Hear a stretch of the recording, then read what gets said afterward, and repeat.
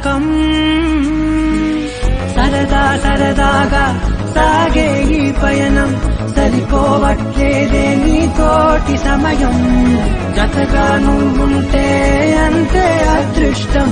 అతిగా పొగిడేస్తే కాదే నా నేరం ఈ సంగతే నచ్చింది చాలా నీ సందడే నా లోపల ఈ హాయినే మోయాలి అంటే